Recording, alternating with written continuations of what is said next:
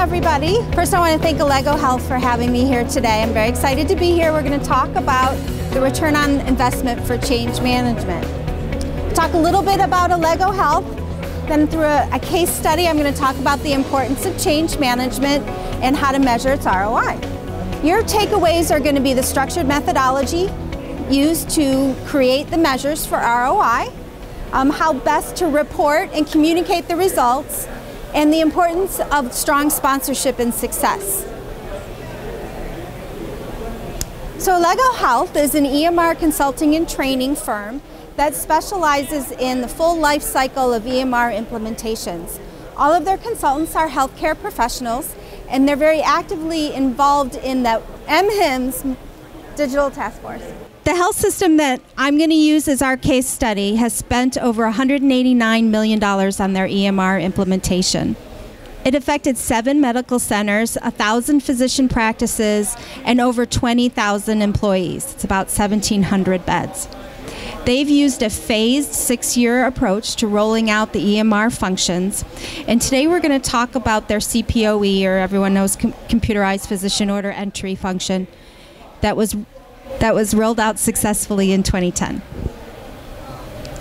Okay, so I'm going to talk a lot about ProSci. ProSci is a world leader in change management research. They have studied over 2,000 global organizations in 65 different countries and dozens of industries outside of even healthcare. And they have created probably the most comprehensive body of knowledge around in the change management field. So I refer to them a lot in my talks and their research. And this is one of their findings that I use on this slide. And this talks about investment of projects, and that their study started in 2010, and their last study was in 2011. So in the last 10 years, there's been a marked increase in the cost of projects. So about 10 years ago, projects were costing $100K or less, a lot less risk. And now the trend is the projects are well over $10 million, as is with this health system $189 million project. So they're a lot bigger risk than they used to be. Not surprisingly, the number of employees that are impacted by these high-cost projects has gone up as well. You know, you've got the majority of them affecting less than 50 10 years ago, and now you've got them up well over 5,000 employees.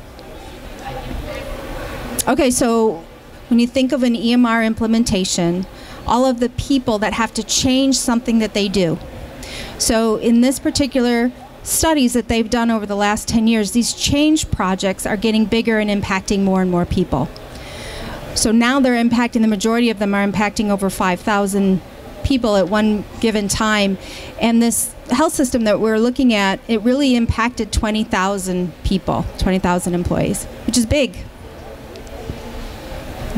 So why all this change? Well, healthcare is facing a lot of pressures, which is forcing change. Again, you guys have probably seen this a lot: healthcare reform, regulatory pressures, meaningful use.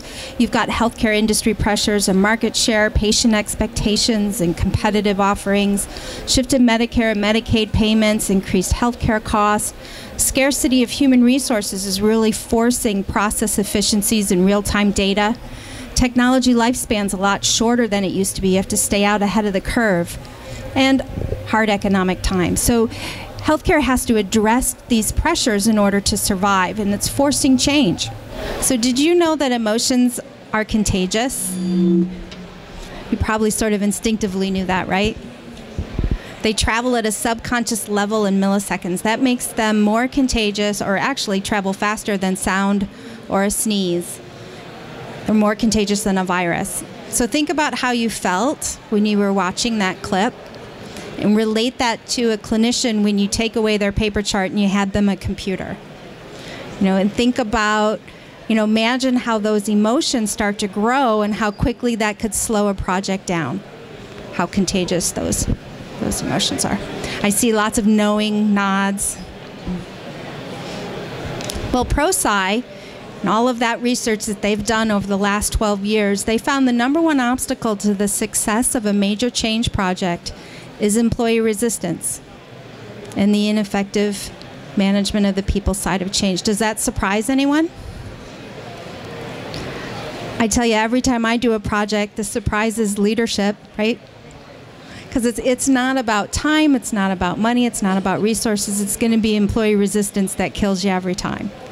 And every time, leadership seems surprised, right? Why are they, yeah, we spend $189 million. Why don't they love it, right? So change management is simply, the purpose is to keep people engaged with the change, right? That's the whole purpose of a change management program. And these are some of the really important functions of a change management program. Sponsorship and governance, development and support, that's a huge one, and we'll talk about that a little bit. Strategic planning, workflow and gap analysis, communications training. I'm not going to spend a lot of time on the functions, but what we want to examine was how effective the change management program was for this hospital system and whether they achieved their ROI. Okay, so here's some more ProSci research. Basically, on a very basic level, they found a huge correlation between change management and meeting business results. So the more effective a change management program, the more likely the project was going to be on time and meet its objectives. They had either an absence of a change management program or a poor one, poorly executed, then their objectives and schedule were at risk. So very basic, the ROI number one of an effective change management program is going to support the projects meeting their objectives and staying on time. So that's the first ROI. Some more research. If you think about this 0 right here being your implementation, and over time, you're going to see the height of the benefit of an implementation is based on ultimate utilization, right? You want people to use whatever technology you're putting in. So the benefit is really how many people are using it and the proficiency. You want to get there faster. So the proficiency contributes to the utilization. The more proficient, more utilization. Again, doesn't seem like rocket science, but you'd be surprised. So when you apply that second rule of ROI to an EMR implementation, this is what you get. I use this slide quite a bit, actually.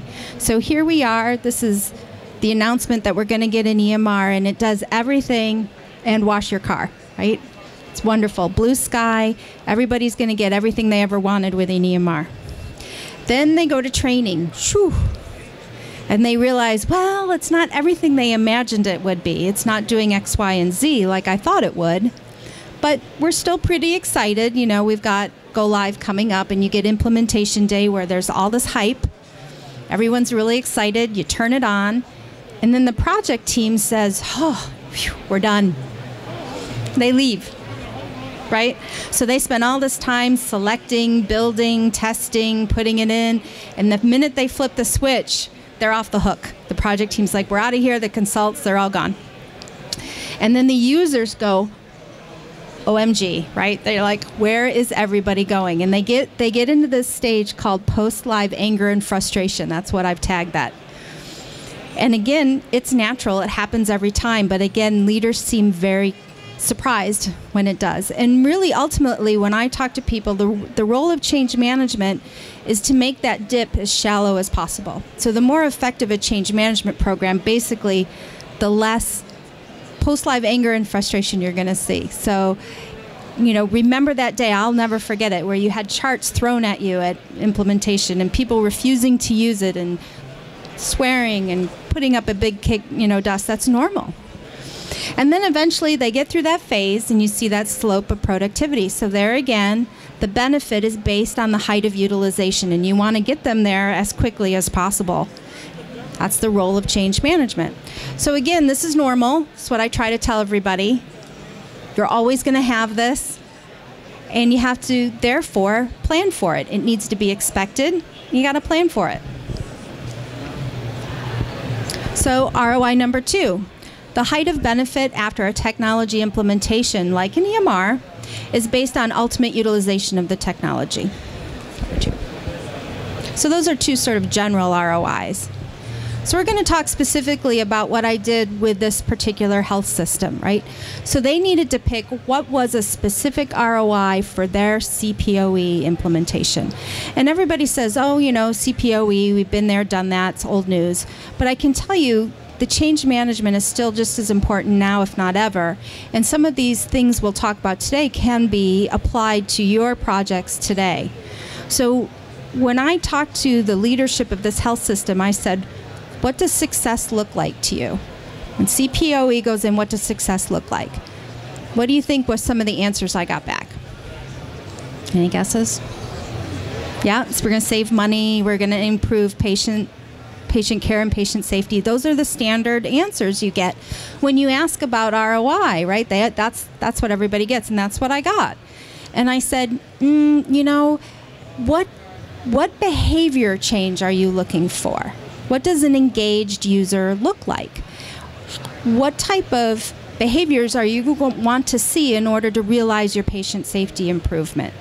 And they thought about it, and they thought about it, and they said, we want physicians to enter their own orders electronically. And that was a huge, I think, you know, a huge goal, because when you look at the industry out there, they don't really force physicians to do it. You know, they have providers putting it in, secretaries putting in, nurses putting it in. But this health system said no. You know, the leader said no. We want our physicians putting it in. And that's how we think we're going to really realize the patient safety and patient care improvement from CPOE. So that was the behavior change they wanted to see. They wanted to see the physicians actually putting in the orders themselves. I was really excited because first it was only one measure, right? Because before they wanted 10 measures. You know how that is. 12 measures. You've got to meet all this criteria. But it was one measure. And leadership came up with that measure. The project team didn't. So that we had buy-in, that the leadership and the hospital and the clinicians were the ones that came up with that goal. They changed policy. So if physicians weren't putting in orders, that was against policy. They didn't go to training. They lost their privileges. So again, it was determined by leadership, and once they came across that measure for change management, they had to change the policy to support it. The executive sponsor of the project, actually, he was clinical, explicitly named hospital presidents as responsible for the success of this initiative. And you should have seen that meeting. It was funny because all the hospital presidents were like, me? You know, what have I got to do with it? So leadership said, we want physicians to put in orders. We're going to change policy to support that. You hospital presidents are going to make sure that it happens. And then they held their hospitals' presidents responsible for that. So these were all key components of that third ROI. So their third ROI that they were looking from a change management or behavioral change was that the physicians were going to put in their own orders. Now this is different than meaningful use. If you think about meaningful use, they don't require, meaningful use requires 30% of patients have a medication order entered electronically. So it's a little bit different than it is. It's patient-focused from a meaningful use perspective, and it has to be a medication order in there electronically, but it doesn't matter who put it in. In this particular case, it matters who put it in, because they didn't want nurses or scribes putting this in. So here's what it looked like when we communicated it. If physicians don't change how they write orders, then it doesn't matter that an EMR was ever implemented, right? Because they don't change how they write orders, then we're ultimately not achieving what we set out to do from the beginning. So they were like, well, what's the use of putting it in if the physicians aren't going to use it? So they wanted to measure utilization of the system. Like we talked about before, the height of utilization and productivity really drives that. So ROI number 3, if we're successful, then physicians will place their own orders electronically. So we had a very, I felt, effective change management program. Supported our project, and we met our objectives, and we stayed on time. We were driving for a very quick return as far as height of utilization and productivity. And number 3, if we were successful, then physicians were going to place their own orders electronically. So again, in asking what success looked like, okay, so that was only half of it. We said, okay, physicians have to put in their own orders. Well, what percent is going to be acceptable and what percent's not? And of course, leadership said, well, 100%. You know, we're going to have 100% of the orders put in by physicians. And of course, physicians were like, oh, what if I'm in surgery? You know, what if I'm in a ball game? So that wasn't realistic. So I had to go out and do some homework, went out and looked at the industry average. And this was in 2009, so I didn't have meaningful use to help me out with any benchmark. So this was benchmarking that we did. And we noticed in the industry, the average of orders entered electronically was about 57% in 2009. Again, this was any kind of order entry, whether it was clerk, anybody, wasn't just physicians. And then we did some chart audits, and we took a look at what percent of orders are actually written in the chart. And I said, you know, wouldn't it be nice to just convert those written orders to electronic orders? That wouldn't be a big win. And so we did a lot of pre-live chart audits, and we found that about 40 to 60% of the orders were actually written in the chart. So they weren't telephone, they weren't verbal, they were actually written in the chart. And I said, okay, well, let's aim for 60% of the orders will be entered electronically by physicians. And leadership said, that's not good enough, it needs to be 85. So they sent a stretch goal of 85% of all orders needed to be entered electronically. Now, in this particular hospital system, they have about 1.5 million orders that go through the EMR on a monthly basis. So when you think about, what is that, 85%, I don't know, I can't do the math that fast. It's more than 1 million being entered electronically, right? If I do that right. So it's a lot of orders. So pre-go live, this is what the chart audits looked like. As you can see, this is one particular hospital where 47% of their orders were written, 51% were telephone, and 2% were verbal. This was pretty common, a lot of telephone orders. And then after we went live on the EMR, there was 75% of the orders were entered by physicians. We were thrilled. Leadership was thrilled. It was wonderful. And written had dropped to 11%, telephone 8%, and verbal 6%. Now we still had those outliers of the docs that would walk down the hall, open their phone, you know, behind a closed door and call in an order. But for the most part, it was very successful. So here are some post-go-live results. And these are real results from 7 different hospitals. And this is the percent of total orders that are entered by physicians. So Hospital A, 75% of their orders entered by physicians, and so on. Across the health system, for 1.5 million orders a month, they are at 78% of those orders being entered by physicians. So we were pretty proud of that. When you think about meaningful use, threshold only being 30% of medication order, no, 30% of patients having one medication order electronically. So they're set up really well to meet that meaningful use objective. But at that time, in 2010, we didn't know meaningful use was going to be coming down the pike. So we're in pretty good shape as far as that measure goes. But yeah, we had a very successful change management program. So ROI number 1, the change management program really effectively supported and met the project objectives and stayed on time. EMR proficiency was obtained faster. If I go back to this graph right there, those post-go-live results that ended up direct CPOE, that was 2 weeks after we went live. So it was quick. It was a very quick turnaround that we got that. And then physicians entered their own orders electronically. So it was a very effective change management approach. Here are some keys to success. When you're picking your change management measures, make sure they're the correct ones. Right out of the gate, people make a mistake with this particular one. They don't pick the right measure for ROI. They say, oh, it's going to save money, it's going to improve patient care. But you have to really push them to say, what behavioral change are you really going for here? Because we're talking about measuring change management. You're going to have your other measures. You have your other measures on medication safety. You're going to have your other measures on meaningful use criteria. What behavioral measure are you going to use? And sometimes you have to really force your leadership to examine that very closely.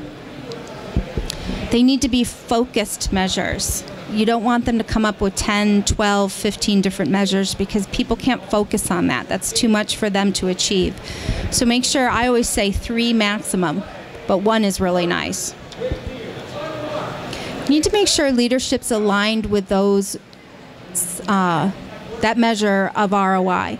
Too many times the project team actually decides what success looks like and leadership doesn't. So it's very important that the leadership actually decides what is going to be the ROI. You have to make sure that people know what they're going to be measured on ahead of time.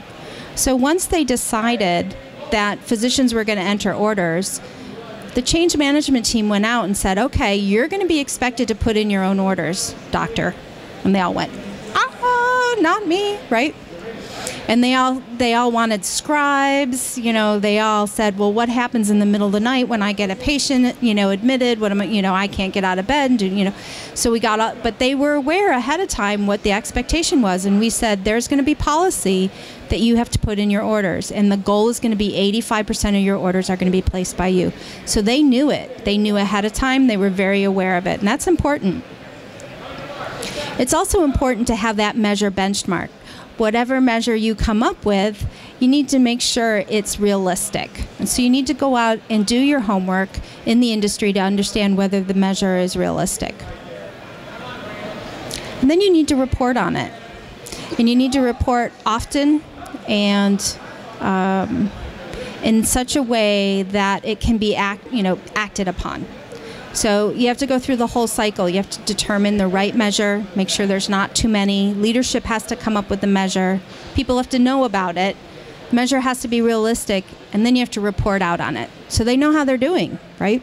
Can't hold them accountable if they don't know how they're doing. So one of the things we did with I'm going to go back real quick. With this report and the way we reported it, was that we had to actually build the system to be able to capture this data. When they decided that physicians had to enter orders, then we had to make sure that the physician could the system could actually capture that data, and we designed and built it that way. Then I needed to make sure that the reports were ready to go the day we flipped the switch. I had leaders asking me an hour after we went live, what does the CPOE numbers look like? And then it was important. We reported out on these on a monthly basis, and it was transparent. They went out to everybody in the organization. So one hospital saw somebody else's CPOE results, and leaders at all levels. And it went out by by physician name. So you could roll it all the way down to a physician. So you could, at any given time, call up a physician and know the percentage of his orders that were entered by him, percent that were verbal, and percent that were telephone at any given time. And then you could roll it up by hospital and roll it up by system. So it was important that these reports were developed ahead of time as per policy. They were ready to go when we went live, and that the information was transparent and saved with everyone. And so each month the hospital president was expected to go in and check on their own physicians to make sure that they were meeting that 85% goal. So there's a lot of competition between the hospitals when they see that somebody else is at 88% and they're at 63%. Hospital leadership and the system leadership asks them why. Why are you at 63%, somebody else is at 88%? Thanks for stopping by.